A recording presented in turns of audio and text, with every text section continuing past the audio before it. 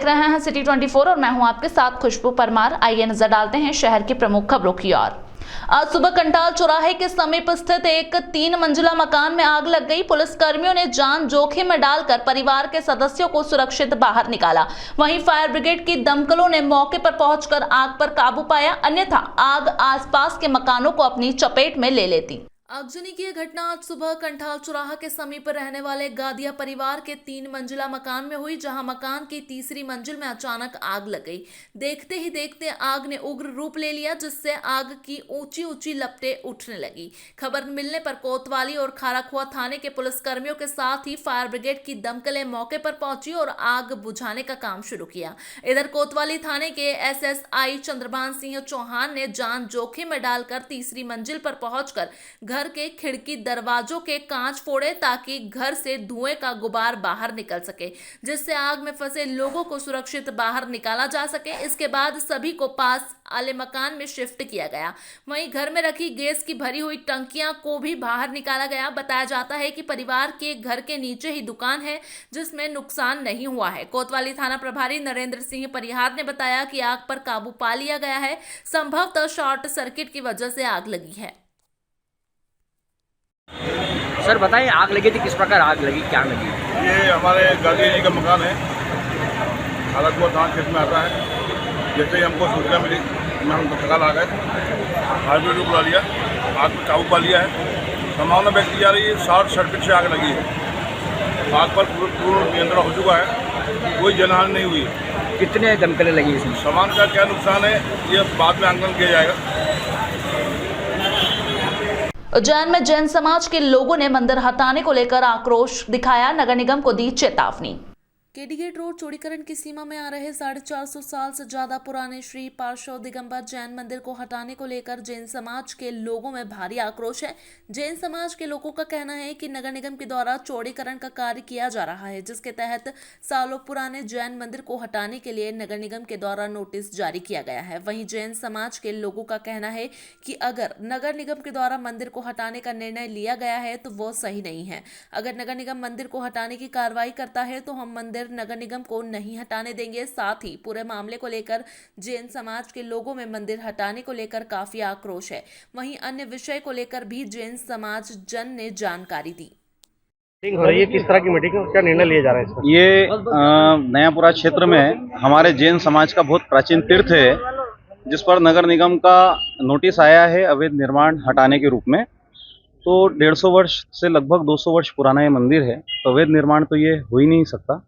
दूसरा विषय है हटाने का, तो ये लोगों के नगर के विकास के लिए जो जगह ले रहे हैं वो तो उचित है, लेकिन जो मंदिर या और भी जो धार्मिक स्थल तोड़ने की बात की जा रही है वो लोगों की आस्था का प्रतीक है, और लोगों की आस्था के प्रतीक पर यदि अगर आघात होगा तो निश्चित रूप से समाज एकजुट होकर के आंदोलन करेगा।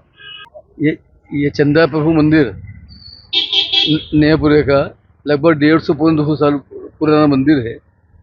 इस मंदिर को चौड़ीकरण जो हो रहा है अभी केडी गेट से इमली तिराहे तक, उसमें इस मंदिर को अवैध अतिक्रमण बताकर शासन का नोटिस आया कि अवैध अतिक्रमण हटा ले। ये अवैध अतिक्रमण है कहाँ? 150-200 साल पुराना मंदिर अवैध अतिक्रमण कैसे हो सकता है? हमने उन्हें जवाब दे दिया ट्रस्ट की ओर से, साहब ये मंदिर पुराना मंदिर है। उसके बावजूद फिर उनका नोटिस आया 26 तारीख को, पिछले महीने की 26 जून को, कि आप इस मंदिर को तुरंत हटाएं नहीं तो हम तोड़ देंगे। कितना दिन में हटाने का नोटिस दिया? समय नहीं दिया, समय नहीं दिया, तत्काल हटा दें। अब क्या आगे की रूपरेखा रहेगी आप लोगों को? आगे ये रहेगा कि मंदिर तो हम किसी कीमत पे तोड़ने देंगे नहीं। इसलिए हम तोड़ने देंगे कि भले हमारे सीने पंजा खा लेंगे हम, लेकिन मंदिर भगवान के सीने पंजा नहीं लगाने देंगे। जैन समाज जितना अहिंसा पर और शांतिपूर्ण समाज है, उतना ही अपनी आस्थाओं की रक्षा के लिए और अपने धर्म स्थलों की रक्षा के लिए जैन समाज बलिदान देना भी जानता है। पूर्व में भी कई जैन समाज के लोग। अज्ञात महिला ने ब्लेड से काटा झोला, सीसीटीवी फुटेज में दिखा गिरोह। किराने की दुकान से बैंक में रुपए जमा करने गए युवक के झोले से 50,000 रुपए हुए चोरी। किराना दुकान पर काम करने वाला युवक दुकान का कैश बैंक में जमा कराने पहुंचा, जहां लाइन में लगने के दौरान अज्ञात महिला ने ब्लेड से झोला काटकर 50,000 रुपए की गड्डी चोरी कर ली। बैंक के सीसीटीवी में चोर गिरोह की महिलाएं व एक युवक दिखा है, जिनकी माकड़ोन पुलिस तलाश कर रही है। शाम पिता जगदीश चंद्र परमार उम्र 29 वर्ष निवासी माकड़ोन यहीं स्थित रवि जैन की किराना दुकान पर काम करता है और दुकान में आने वाला कैश प्रतिदिन यूको बैंक कस्बा शाखा माकड़ोन में जमा करने जाता है। शाम परमार ने बताया कि शनिवार को दोपहर 12:30 बजे के करीब 1,30,000 रुपए झोले में रखकर बैंक में जमा कराने गया था। बैंक में भीड़ अधिक थी, इस कारण रुपए जमा कराने की लाइन में खड़ा हो गया। जब कैश काउंटर पर पहुंचा और पर्ची कैशियर को दी तो झोला चेक किया, उसमें 80,000 रुपए ही निकले, 50,000 रुपए की गड्डी नहीं थी। झोला नीचे से ब्लेड से कटा था। बैंक के आसपास तलाश करने के बाद मैनेजर और माकड़ोन थाने पर शिकायत की। पुलिस अफसर बैंक आए और उन्होंने सीसीटीवी फुटेज चेक कर चोरी की रिपोर्ट भी दर्ज की। श्याम परमार ने बताया कि बैंक में अलग अलग स्थानों पर लगे कैमरों के फुटेज में 2 महिलाएं बैंक के अंदर व एक युवक व महिला बैंक के बाहर सीढ़ियों पर बैठे नजर आ रहे हैं। इनमें से एक महिला अंदर बाहर आना जाना भी कर रही है। बैंक के अंदर वारदात करने वाली महिलाओं ने घूंघट डाला था, इस कारण चेहरा स्पष्ट दिखा नहीं, लेकिन बाहर सीढ़ियों पर बैठे युवक और महिला का चेहरा दिख रहा है। पुलिस ने फुटेज के आधार पर चोर गिरोह की तलाश शुरू की है। मालवा पत्रकारिता उत्सव में शब्दों की असीमता पर बोले वरिष्ठ पत्रकार, वर्तमान में सत्ता के चरण और भाट के रूप में की जा रही है पत्रकारिता। पत्रकारिता के लिए अब संक्रमण काल चल रहा है। सभी अपनी जिम्मेदारी भूल चुके हैं। लोकतंत्र की पालकी के कहारों की आंखों का पानी मर चुका है। हमें चौथा स्तंभ माना गया है, लेकिन इस पालकी के 3 स्तंभ सही तरीके से काम नहीं कर रहे हैं। वर्तमान में पत्रकार भी अपनी जिम्मेदारियों को ठीक तरीके से नहीं निभा पा रहे हैं और सत्ता के चरण और भाट के रूप में पत्रकारिता कर रहे हैं, जबकि उन्हें सत्ता में बैठे लोगों से सवाल करना चाहिए, पर उनके सवाल सत्ता से नहीं बल्कि उनके विरोध में खड़े लोगों से हैं। वर्तमान में कोई सत्ता से सवाल पूछता है तो ऐसा माना जाता है जैसे कोई ईश निंदा कर रहा हो। आपको बता दें कि प्रेस क्लब द्वारा आयोजित मालवा पत्रकारिता उत्सव में वर्तमान समय में बदलती पत्रकारिता विषय पर दिल्ली से आए वरिष्ठ पत्रकार पंकज शर्मा, ग्वालियर से आए वरिष्ठ पत्रकार डॉक्टर राजेश पाठक एवं भोपाल से पधारे वरिष्ठ पत्रकार हृदयेश दीक्षित ने मालवा पत्रकारिता उत्सव पर अपने विचार व्यक्त करते हुए कही। मालवा पत्रकारिता उत्सव की संपूर्ण जानकारी देते हुए प्रेस क्लब अध्यक्ष विशाल सिंह हाड़ा ने बताया कि प्रोफेसर राम सखा गौतम सभागार सामाजिक विज्ञान शोध संस्थान भरतपुरी प्रशासनिक क्षेत्र उज्जैन पर मालवा पत्रकारिता उत्सव 2023 का आयोजन किया गया, जिसमें मुख्य अतिथि के रूप में मोहन यादव मंत्री, मध्य प्रदेश शासन अनिल फिरोजिया सांसद, उज्जैन पारस जैन पूर्व मंत्री एवं विधायक महेश परमार तराना, श्याम बंसल अध्यक्ष प्राधिकरण के साथ ही नई दिल्ली के वरिष्ठ पत्रकार पंकज शर्मा, प्रदेश टुडे मीडिया के चेयरमैन हृदयेश दीक्षित, वरिष्ठ पत्रकार डॉक्टर राकेश पाठक, स्टेट प्रेस क्लब के अध्यक्ष प्रवीण खारीवाल, प्रेस क्लब के संस्थापक सुनील जैन ने मां सरस्वती के समक्ष दीप प्रज्वलन के साथ इस कार्यक्रम की शुरुआत की। कार्यक्रम में ज्योतिष शास्त्र अध्ययनशाला के आचार्य राजेश्वर शास्त्री मूसल गावलकर के द्वारा मंगलाचरण किया गया, जिसके पश्चात वरिष्ठ पत्रकारों के द्वारा वर्तमान समय में बदलती परिस्थितियों के बीच पत्रकारिता, वर्तमान में पत्रकारिता क्षेत्र में किए जाने वाले सुधार और इस पत्रकारों को वर्तमान समय में आ रही विपत्तियों पर विचार व्यक्त किए गए। लोग भी अपनी जिम्मेदारी ठीक से नहीं निभा रहे। यहीं से आपके आज के विषय का पक्ष शुरू होता है कि बदलती हुई परिस्थितियों में पत्रकारिता। हमारे अग्रज दोनों इसको विस्तार से आपसे बात करेंगे इस पर कि परिस्थितियां जो बदली हैं वो क्या है और उस वक्त पत्रकारिता कर क्या रही है। तो सबसे पहली बात तो ये परिस्थितियां इस तरह बदली हैं कि मालवा पत्रकारिता महोत्सव का ये दूसरा वर्ष था। हर वर्ष हमने एक परंपरा प्रेस क्लब ने इस बार से बनाई है, पिछली बार से, कि हर साल हम एक मालवा पत्रकारिता महोत्सव करेंगे। इसका मुख्य उद्देश्य है कि जो मालवा क्षेत्र के पत्रकार हैं उन्हें बुलाना, उन्हें सम्मानित करना, वहाँ की प्रतिभाओं को खोज निकालना, क्योंकि वो कहीं ना कहीं अपने क्षेत्र में एक अच्छा कार्य करते हैं, तो उन्हें भी प्रोत्साहन की आवश्यकता है। तो इसके चलते ये हमारा दूसरा वर्ष था। दिल्ली से कई पत्रकार बुलाए गए थे, भोपाल से थे, इंदौर से थे वरिष्ठ पत्रकार, जिन्होंने यहाँ पर मार्गदर्शन भी दिया। और एक विशेष बात ये मैं उल्लेख और करना चाहूँगा कि यूनिवर्सिटी में जो MGMC मास कम्युनिकेशन के छात्र हैं, आज उनकी टीम को भी बुला लिया था ताकि वो वरिष्ठ पत्रकारों से सीखें कि आने वाले समय में पत्रकारिता कैसी हो। और उन्होंने टिप्स भी दिए हैं मंच के माध्यम से। ये प्रथम सत्र अभी पूरा हुआ, द्वितीय सत्र हम शाम 5 बजे शुरू करेंगे। उसमें फिर वरिष्ठ पत्रकार जो हैं बाहर से आ रहे हैं जो हमें मार्गदर्शन देंगे। फिलहाल वक्त हो चुका है एक छोटे से ब्रेक का, फिर मुलाकात होगी ब्रेक के बाद।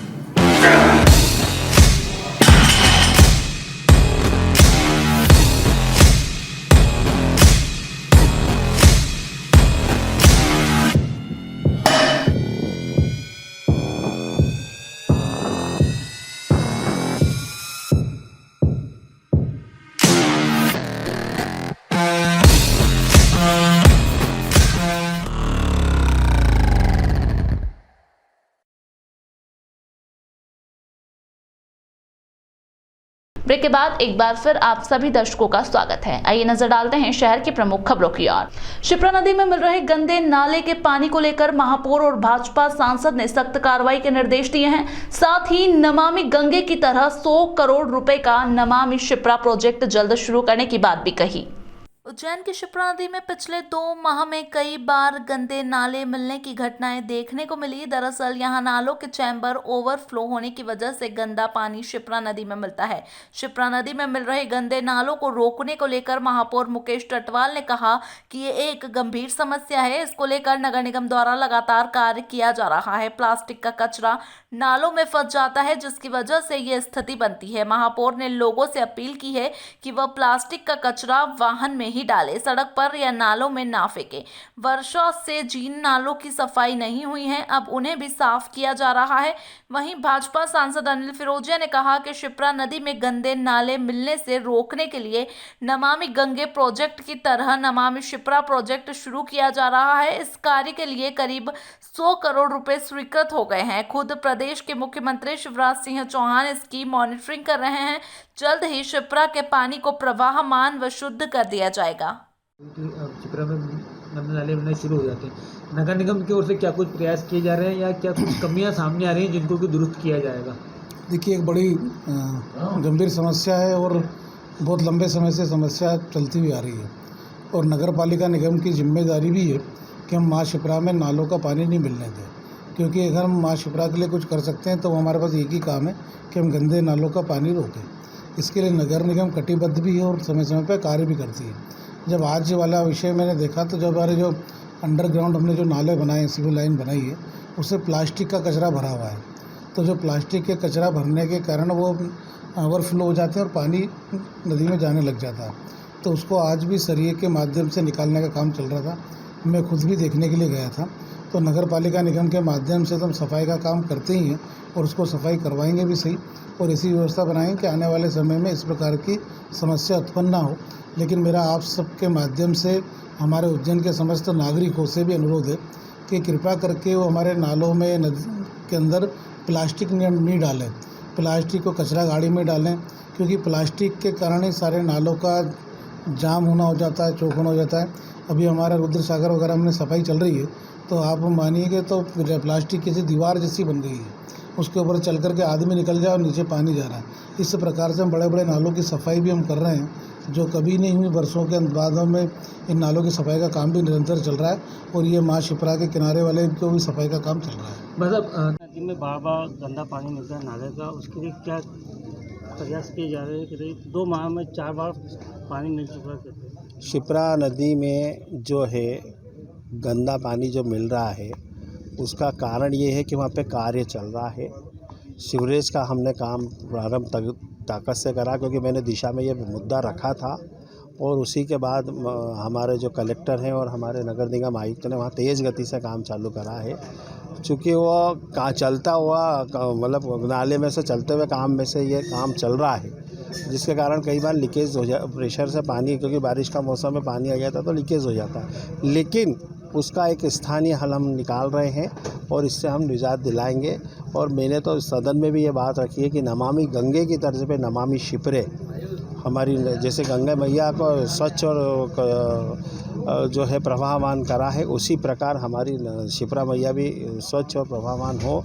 इसके लिए मैं सतत प्रयास कर रहा हूँ, आवाज़ भी उठा रहा हूँ और माननीय प्रधानमंत्री जी ने उसको सुना भी है मेरी मांग को, और जल मंत्री ने, और उन्होंने अभी 100 करोड़ रुपए नमामि गंगे की तर्ज पे नमामि शिप्रे के प्रोजेक्ट के लिए हमने दिए हैं। और मध्य प्रदेश सरकार, यशस्वी मुख्यमंत्री खुद इसकी मॉनिटरिंग करके प्रोजेक्ट बना रहे हैं। बहुत जल्दी यह काम भी प्रारंभ होने जा रहा है और हमारी शिप्रा स्वच्छ और कल बहती हुई पुनः जैसे पहले हुआ करती थी वैसे ही होगी। दशहरा मैदान स्थित निजी गार्डन में बीजेपी युवा मोर्चा ने नव मतदाता सम्मेलन आयोजित किया, जिसमें प्रदेश के उच्च शिक्षा मंत्री, सांसद व महापौर ने 600 नव मतदाताओं से चर्चा की। जैसे जैसे विधानसभा चुनाव नजदीक आ रहे हैं, वैसे राजनीतिक सरगर्मियां भी बढ़ गई हैं। भाजपा व कांग्रेस दोनों ही दल चुनाव को दृष्टिगत रखते हुए अलग अलग कार्यक्रम कर रहे हैं। ऐसा ही एक आयोजन दशहरा मैदान के पास स्थित आस्था गार्डन में देखने को मिला। यहां नव मतदाता सम्मेलन किया गया। यह आयोजन युवा मोर्चा नगर अध्यक्ष हर्षवर्धन सिंह कुशवाहा के द्वारा आयोजित किया गया। इस आयोजन में प्रदेश के उच्च शिक्षा मंत्री डॉक्टर मोहन यादव, भाजपा सांसद अनिल फिरोजिया, महापौर मुकेश टटवाल, भाजपा नगर जिला अध्यक्ष विवेक जोशी और युवा मोर्चा के प्रदेश मंत्री अमय आपटे मौजूद रहे। कार्यक्रम में करीब 600 नए मतदाता मौजूद रहे। यहां प्रदेश के उच्च शिक्षा मंत्री डॉक्टर मोहन यादव ने नव मतदाताओं को संबोधित करते हुए प्रदेश की शिवराज सरकार और केंद्र की मोदी सरकार की नीति व योजना बताई। इसके साथ ही प्रदेश में वर्ष 2023 के पहले कांग्रेस के कार्यकाल की बदहाली बताई। वहीं वर्ष 2014 के पहले केंद्र के कांग्रेस के कार्यकाल के घोटालों को बताया। नव मतदाताओं को पुष्पमाला पहनाकर सम्मानित भी किया गया। इस कार्यक्रम में अभी जोरदार ताली बजाओ। सांसद जी ने अपनी बात बहुत अच्छे ढंग से रखी और लोकतंत्र में हमारे युवा मतदाताओं का रोल कैसा होता है। तो मैं भी एक छोटी सी कहानी सुनाता हूँ। कहानी तो क्या कि देश की आज़ादी के लिए जिन जिन ने बलिदान दिया। चंद्रशेखर आज़ाद की उम्र कितनी थी? मंत्री पद के लिए पहली बार घोषणा हुई तो social media, print media, electronic media सब उनके विरोध में थे, लेकिन पूरे देश के युवाओं ने उनके साथ सरकार बनाई और सरकार ऐसी बनाई कि 38 साल बाद पूर्ण बहुमत के साथ दिल्ली में सत्ता में अगर कोई बैठा है तो देश का यशस्वी प्रधानमंत्री बैठा है। जोरदार तालियां बजाओ नरेंद्र मोदी जी के पीछे तक के लिए। जिनकी सरकार बनी तो सरकार फालतू नहीं बनी। सरकार किस बात के लिए बनी? हमको गौरवान्वित होना पड़ेगा। देश के एक प्रधानमंत्री ने देश की आजादी के समय कश्मीर में धारा 370 लगा करके अपनी दोस्ती निभाने का काम किया। उसके चक्कर में 40,000 हमारे देश के सिपाही और वहां के नागरिक मारे गए। ये सारे लोगों का कलंक अगर किसी के माथे पे था तो कांग्रेस के माथे पे था, और यह कलंक से मुक्ति दिलाने का काम किसी ने किया तो नरेंद्र मोदी जी ने किया। 370 हटा करके कि आप अपने देश के अंदर अब बम फोड़ के बता। इसमें ये युवा मोर्चा है जिसमें आदमी जो युवा है वो अपने मन से जुड़ता है। और मन से कैसे जुड़ता है देखो मैं बता दूं, मन और मजबूरी दोनों का कॉम्बिनेशन। अब तुम में से कोई हमारा पदाधिकारी है युवा मोर्चा का, उन्होंने यार भैया चलना पड़ेगा यार भाई भीड़ लेके, तो ऐसे नहीं है कि ऐसे ही जिम्मेदारी दी जाती है और धीरे धीरे धीरे उसको आगे बढ़ाया जाता है। और कब वो बड़ा नेता बन जाता है उसको खुद को नहीं मालूम होता है कि वो कब जिला अध्यक्ष बन गया या विधायक बन गया, सांसद बन गया या मुख्यमंत्री बन गया। ये है भारतीय जनता पार्टी का संगठन। शिवराज सिंह चौहान को उठा के देख लो आप, एक जेतपुरा गांव से आए थे, जेतपुरा से आए, विद्यार्थी परिषद का काम करते हुए आए, विद्यार्थी परिषद कार्यालय में रहे और धीरे धीरे जब काम करने लग गए, अच्छे वक्ता थे, भाषणबाजी अच्छी करते थे, धीरे धीरे धीरे उनको भी चस्का लग गया, उनके रहते हुए और कब मध्य प्रदेश के मुख्यमंत्री बनकर मुख्यमंत्री नहीं बने, 4 बार मुख्यमंत्री हो गए। शहडोल में आयोजित 1 करोड़ आयुष्मान कार्ड वितरण में प्रधानमंत्री नरेंद्र मोदी ने आयुष्मान कार्ड को वितरित किए। कार्यक्रम को उज्जैन के सभी वार्डों और अस्पताल में एलईडी के माध्यम से दिखाया भी गया। उज्जैन जिले में करीब 7 लाख के लगभग कार्ड बनाए गए हैं जिनका वितरण किया जा रहा है। दरअसल प्रधानमंत्री नरेंद्र मोदी ने शनिवार को मध्य प्रदेश में शहडोल के लालपुर में राष्ट्रीय सिकल सेल एनीमिया उन्मूलन मिशन 2047 लॉन्च किया। पीएम मोदी ने रिमोट का बटन दबाकर राष्ट्रीय सिकल सेल एनीमिया उन्मूलन मिशन 2047 लॉन्च किया। 3.5 करोड़ हितग्राहियों को एक क्लिक पर डिजिटल आयुष्मान कार्ड के वितरण के साथ ही एमपी के 1 करोड़ पीवीसी आयुष्मान कार्ड वितरण का शुभारंभ भी किया गया। अब 7 करोड़ लोगों को सिकल सेल रोग की जांच की जाएगी। प्रधानमंत्री नरेंद्र मोदी के कार्यक्रम का सीधा प्रसारण उज्जैन के चरक हॉस्पिटल सहित शहर के 54 वार्डों में लोगों ने देखा। अस्पताल में महापौर मुकेश टटवाल, उच्च शिक्षा मंत्री डॉक्टर मोहन यादव, विधायक पारस जैन, राजेश बोराना आदि शामिल हुए। उज्जैन जिले में करीब 7.5 लाख आयुष्मान कार्ड बनाए गए हैं जिनका वितरण किया जाएगा। प्रभारी CMHO डॉक्टर KC परमार और civil surgeon doctor PN Verma ने कार्ड की जानकारी देते हुए बताया कि 5 लाख तक का इलाज फ्री किया जाता है। कुछ सेवाएं सरकारी अस्पताल में मरीजों को दिया जा रही है। जो इलाज अस्पताल में नहीं होता है वो इलाज प्राइवेट अस्पताल में किया जाएगा। आज माननीय प्रधानमंत्री जी के नेतृत्व में सारे मध्य प्रदेश में जो आयुष्मान कार्ड बांटे जा रहे हैं उसी के अंतर्गत आज हमारे उज्जैन भी नगर पालिका निगम के क्षेत्र में प्रत्येक वार्ड में आयुष्मान कार्ड बांटने का कार्यक्रम रखा गया है। साथ ही माननीय प्रधानमंत्री जी को सुनने के लिए भी हमने LED की व्यवस्था सारे वार्डों में की है और हमारे सारे पार्षद और जनप्रतिनिधियों द्वारा ये कार्ड बांटे जा रहे हैं।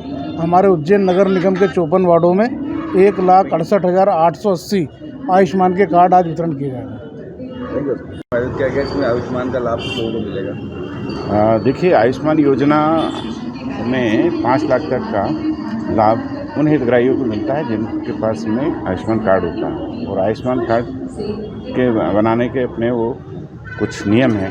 समग्र ID होना चाहिए, आधार होना चाहिए और गरीबी रेखा के नीचे होना चाहिए, तो उनका आयुष्मान कार्ड बनता है। जब वो कार्ड बन जाता है तो फिर उसके माध्यम से 5 लाख तक का पूरे परिवार का ट्रीटमेंट निःशुल्क होता है।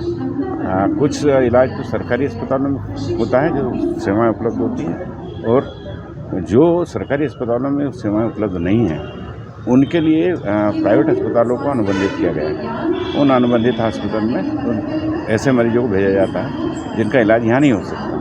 तो ये योजना बहुत अच्छी योजना है और आज जो प्रधानमंत्री जी ने शेड्यूल में कार्यक्रम किया है, जो कार्ड जिन लोगों के बन चुके हैं और उनको भेजना है उसकी आज KYC होगी।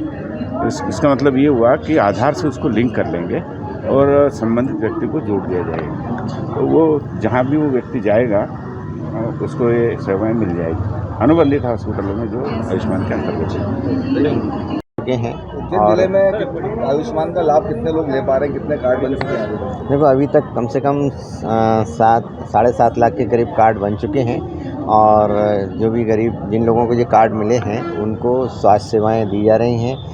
वो स्वास्थ्य सेवाएं जो हमारे यहाँ उपलब्ध हैं वो यहाँ मिलती हैं, या हमारे यहाँ नहीं उपलब्ध हैं तो वो प्राइवेट में भी उन हॉस्पिटलों में जो कि आयुष्मान से अनुबंधित हैं वहाँ उनका इलाज फ्री में किया जाता है। जैसे आयुष्मान के दुरुपयोग की खबरें भी आती रहती हैं, जो दुरुपयोग होता है। यदि इस तरह की कोई खबरें आती हैं तो हमारे जो ज़िले के अधिकारी हैं उसकी जांच करते हैं और संबंधित को उस हिसाब से उसको सज़ा मिलती है। ऐसा नहीं है कि कोई इस जो प्रधानमंत्री की जो योजनाएं हैं उनको कोई दुरुपयोग करे या उनका कोई दुष्प्रचार करे। महाकाल लोक एक्सप्रेस बस का संचालन गुरु पूर्णिमा से शुरू होगा, जो कि नानाखेड़ा और देवास गेट से चलेगी। साथ ही यात्रियों को सभी धार्मिक स्थलों का भ्रमण करवाएगी। गुरु पूर्णिमा के पावन अवसर पर उज्जैन नगर पालिका निगम द्वारा श्रद्धालुओं की सुविधा के लिए नानाखेड़ा एवं देवास गेट बस स्टैंड से उज्जैन शहर के प्रमुख धार्मिक स्थलों के दर्शन के लिए महाकाल लोक एक्सप्रेस बसों का संचालन प्रारंभ किया जा रहा है, जिसका शुभारंभ गुरु पूर्णिमा पर किया जाएगा। वर्तमान में बाबा महाकाल के दर्शन के साथ ही शहर के अन्य धार्मिक स्थलों के दर्शनों के लिए भी भक्त अलग अलग आवागमन के साधनों का उपयोग करते हैं। इस बस सेवा के शुरू होने से श्रद्धालुओं को लाभ मिलेगा। गुरु पूर्णिमा से शुरू हो रही महाकाल लोक एक्सप्रेस में पहले दिन दर्शन सुविधा निःशुल्क रहेगी, जिसका लाभ शहरवासी सहित बाहर से आने वाले भक्त भी ले सकेंगे। बस में एक गाइड भी रहेगा जो सभी धार्मिक स्थलों की जानकारी देगा। मतलब उज्जैन दर्शन की एक्सप्रेस शुरू की गई है, 3 तारीख से शुरू किया जाना है। किस तरह की पूरी ट्रेन वो बता रहेगी, क्या कुछ किराया रहेगा और कितनी बसें शुरू की जा रही हैं? जय श्री महाकाल। बाबा महाकालेश्वर के दर्शन करने के लिए, महाकाल लोक को देखने के लिए और हमारे उज्जैन के सभी धार्मिक स्थलों को देखने और दर्शन करने के लिए उज्जैन में बड़ी संख्या में श्रद्धालु आ रहे हैं। तो उन सबके श्रद्धालुओं की सुविधा के लिए दृष्टिगत रखते हुए उज्जैन नगर पालिका निगम के माध्यम से हम 4 बसें प्रारंभ कर रहे हैं, जो नानाखेड़ा बस स्टैंड से और हमारे देवास गेट बस स्टैंड से प्रारंभ होगी। इसके अंदर बस के अंदर एक गाइड भी होगा जो सारे हमारे धार्मिक स्थलों की जानकारी देगा, उज्जैन के बारे में जानकारी देगा और ये बसें प्रारंभ होगी। ये बसें हम गुरु पूर्णिमा से प्रारंभ कर रहे हैं। गुरु पूर्णिमा के दिन इन बसों को हमने निःशुल्क रखा है। इसमें आने वाले श्रद्धालु और हमारे उज्जैन वासी भी निःशुल्क दर्शन कर सकते हैं और जो बसों का किराया वो 100 रुपये के अंदर अंदर रहने वाला है। कहाँ पे उज्जैन के संपूर्ण उज्जैन शहर के दर्शन करेंगे। इसके समय का हम चार्ट जारी करने वाले हैं, क्योंकि 4 बसें हैं, उनका अलग अलग चार्ट हम जारी करने वाले हैं, किस समय से बसें मिलेगी और इसकी हम ऑनलाइन भी व्यवस्था करने वाले हैं।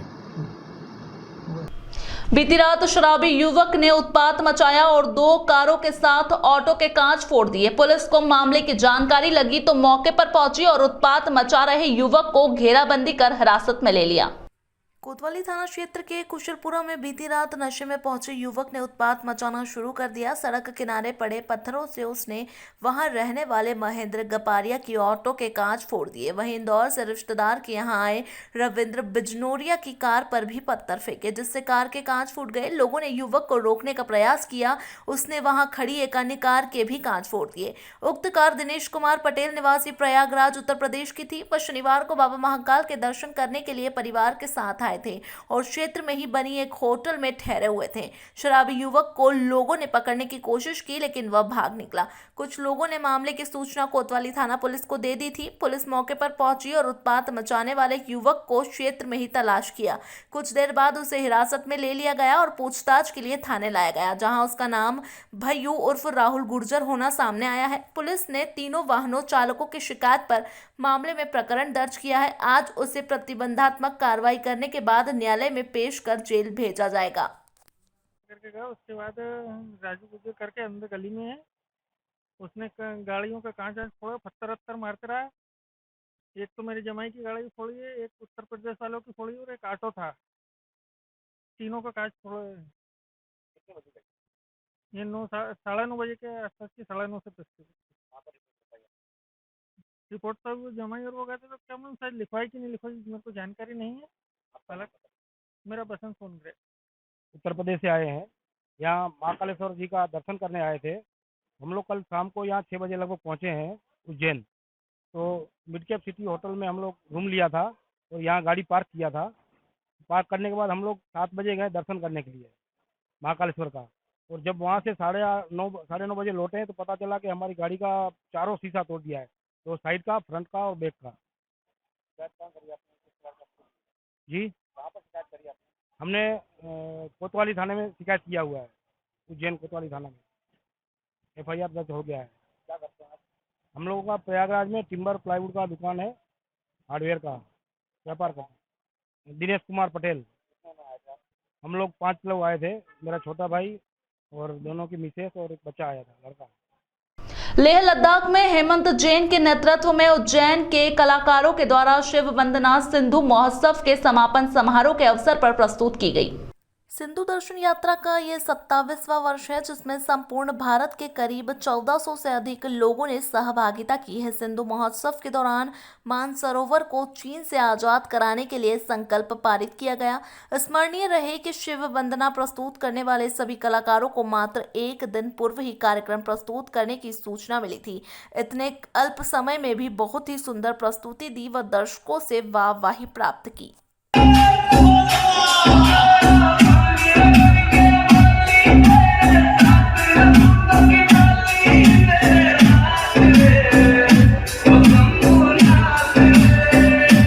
सेठीनगर में 4 दिन पहले पति पत्नी के झगड़े के बीच दामाद द्वारा ससुर की हत्या के मामले में पुलिस ने एक आरोपी को गिरफ्तार कर लिया है। उज्जैन के थाना माधवनगर क्षेत्र में 27 जून की रात्रि को एक हत्या का मामला सामने आया था। घटना सेठीनगर की बताई जा रही है। यहाँ पति पत्नी के झगड़े को लेकर दामाद ने अपने बहनोई के साथ मिलकर साले व ससुर पर चाकू से हमला कर दिया।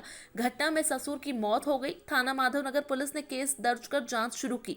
वहीं पुलिस ने अब आरोपी बहनोई को गिरफ्तार कर लिया है। वहीं दामाद की तलाश जारी है। ये जानकारी थाना माधवनगर प्रभारी मनीष लोधा ने दी। कितने दिन में और कितने आरोपी हैं? 27 तारीख को रात को करीब 10:30 बजे सेठीनगर क्षेत्र में एक दामाद ने उसके ससुर की हत्या कर दी थी। उसमें 2 आरोपी थे, एक उसका दामाद और एक जो दामाद है उसका बहनोई। तो आज मुखबिर सूचना पर बहनोई को गिरफ्तार करने में सफलता प्राप्त हुई है और उसके माध्यम से दूसरे आरोपी की ओर तलाश की जा रही है। जल्दी दूसरा आरोपी भी गिरफ्तार हो जाएगा। क्या घटनाक्रम था सर? हाँ, इसमें पत्नी को ले जाने की बात को लेके या फिर तलाक देने की बात को लेके पति पत्नी का झगड़ा हो रहा था। ससुर और उसके साले ने बीच बचाव की कोशिश की तो उन्होंने जान से मारने के इरादे से उन पर हमला किया था, जिसमें ससुर की मृत्यु हो गई थी और जो साला है वो घायल हो गया था। कलेक्टर ने लक्ष्य पूर्ति नहीं करने पर नाराजगी व्यक्त करते हुए जिले के सभी तहसीलदार, नायब तहसीलदार को कारण बताओ सूचना पत्र जारी करने के निर्देश दिए हैं। कलेक्टर कुमार पुरुषोत्तम ने राजस्व अधिकारियों की बैठक लेकर स्वामित्व योजना, प्रधानमंत्री किसान सम्मान निधि योजना एवं राजस्व प्रकरणों के निराकरण की पाक्षिक समीक्षा की। कलेक्टर ने मुख्यमंत्री भू अधिकार योजना के 3य फेज एवं प्रधानमंत्री किसान सम्मान निधि में KYC व आधार सीडिंग के लिए दिए गए लक्ष्यों की पूर्ति नहीं करने पर असंतोष व्यक्त किया तथा जिले के सभी तहसीलदारों को एक वेतन वृद्धि रोकने के नोटिस देने के निर्देश दिए। बैठक में अपर कलेक्टर मृणाल मीना, ADM अनुकूल जैन, अपर कलेक्टर एकता जायसवाल, जिले के सभी SDM एवं तहसीलदार, नायब तहसीलदार मौजूद रहे। स्वर्ण समाजजनों ने सांसद अनिल फिरोजिया को ज्ञापन देकर EWS आरक्षण के विद्यार्थियों को छात्रवृत्ति व अन्य सुविधा की मांग की है। अखिल भारतीय ब्राह्मण समाज के राष्ट्रीय अध्यक्ष सुरेंद्र चतुर्वेदी के नेतृत्व में स्वर्ण समाज जनों ने शनिवार को भाजपा सांसद अनिल फिरोजिया को ज्ञापन सौंपा। दरअसल ये ज्ञापन सेठीनगर स्थित कार्यालय पर दिया गया, जहां मांग की गई कि EWS के विद्यार्थियों को छात्रवृत्ति सहित अन्य सुविधाएं मिलनी चाहिए और ये मांगे आने वाले मानसून सत्र में ही पूरी होना चाहिए। वहीं ज्ञापन को लेकर भाजपा सांसद अनिल फिरोजिया ने कहा कि वे स्वर्ण समाज की मांग लोकसभा के माध्यम से प्रधानमंत्री तक पहुँचाएंगे। ज्ञापन दिया आपने? आज ब्राह्मण समाज और संपूर्ण सवर्ण समाज की ओर से हमने उज्जैन आलोट संसदीय क्षेत्र के लोकप्रिय सांसद आदरणीय अनिल फिरोजिया जी को एक ज्ञापन प्रस्तुत किया है, क्योंकि कुछ वर्ष पूर्व पिछली सरकार में मोदी जी ने 10% EWS का आरक्षण सवर्ण समाज को दिया था, किंतु उसका लाभ हमारे सवर्ण छात्र बच्चों को मिल नहीं पा रहा है। इसलिए आज हमने ज्ञापन के माध्यम से सांसद महोदय को अवगत कराया है कि चूंकि संसद का मानसून सत्र चालू होने वाला है और इसलिए हमारी बात प्रधानमंत्री और दिल्ली की सरकार, भारत सरकार तक पहुंचे, ऐसा निवेदन हमने आज सांसद महोदय से करके ज्ञापन प्रस्तुत किया है कि EWS की कैटेगरी में आने वाले हमारे जितने भी सवर्ण छात्र बच्चे हैं, छात्र छात्राएं हैं, उनको भी EWS छात्रवृत्ति का लाभ प्राप्त होना चाहिए। किस प्रकार का ज्ञापन दें? आज उज्जैन आलोट संसदीय क्षेत्र के समस्त ब्राह्मण समाज और स्वर्ण समाज की ओर से माननीय सुरेंद्र चतुर्वेदी जी और उनकी पूरी टीम, उल्लास जी वैद्य और अशोक जी कोटवाल, ये सब आए हैं। इन्होंने मुझे ज्ञापन दिया है कि पिछली बार माननीय मोदी जी ने जो EWS स्वर्णों को आरक्षण की बात कही है, उसमें छात्र छात्राओं को छात्रवृत्ति दी जाए, अन्य सुविधाएं दी जाए। तो जो ये ज्ञापन दिया है वो माननीय प्रधानमंत्री जी को प्रेषित करके मुझे दिया है। मैंने ये आश्वासन दिया है कि आपका ज्ञापन जो है माननीय प्रधानमंत्री तक मैं पहुंचाऊंगा, आपकी बात को बड़ी ताकत से रखूंगा और उनको अवगत भी कराऊंगा। Saint Paul convent senior secondary school में बाल सैनिकों द्वारा स्कूल के प्रांगण में कर्तव्य निष्ठा की शपथ ली गई। इसी के साथ विधि समारोह हर्षोल्लास पूर्वक संपन्न हुआ। कार्यक्रम का प्रारंभ मुख्य अतिथि महामहिम बिशप सेबास्टियन वड़क्केल के कर कमलों द्वारा दीप प्रज्वलन के साथ हुआ। विद्यालय के मैनेजर फादर जैकब निरुपल, प्राचार्य सिस्टर मैरिन थेरेस, उप प्राचार्य सिस्टर स्नेहा भी उपस्थित रहीं। स्वागत भाषण सिस्टर मैरिन थेरेस के द्वारा दिया गया। विद्यालय के कैप्टन हितांश जैन तथा भाविका आडवाणी, वाइस कैप्टन निशित सामदानी, उमेहानी बैरछावाला, प्रिफेक्ट शुभी माथुर द्वारा विद्यालय के प्रति अपने उत्तरदायित्व और कर्तव्य पालन की शपथ ली गई। साथ ही अनुशासन मंत्री अमन आडवाणी, खेल मंत्री प्रियांशु महेश्वरी, संस्कृति मंत्री पूर्ति करंदीकर, मीडिया मंत्री संपदा गर्ग तथा विद्यालय के विभिन्न क्लबों के चीफ कमांडर और अन्य कमांडर्स के द्वारा भी अपने अपने क्लबों के प्रति कर्तव्य निर्वहन एवं समर्पण की शपथ ली गई। Turquoise house, coral house, emerald house और अंबर हाउस के कैप्टन, वाइस कैप्टन और प्रीफेक्ट के द्वारा भी शपथ ली गई। मुख्य अतिथि द्वारा परेड का निरीक्षण किया गया। बाल सैनिकों द्वारा सधे हुए कदमों से शानदार परेड की गई। बैंड के विद्यार्थियों का सराहनीय प्रदर्शन रहा। मुख्य अतिथि द्वारा विद्यार्थियों को शुभकामनाएं देते हुए कर्तव्य निष्ठा एवं समर्पण से अपने उत्तरदायित्व का पालन करने की शिक्षा दी गई। फिलहाल संक्रमित नई खबरों के साथ बने रहने के लिए देखते रहिए सिटी 24। नमस्कार।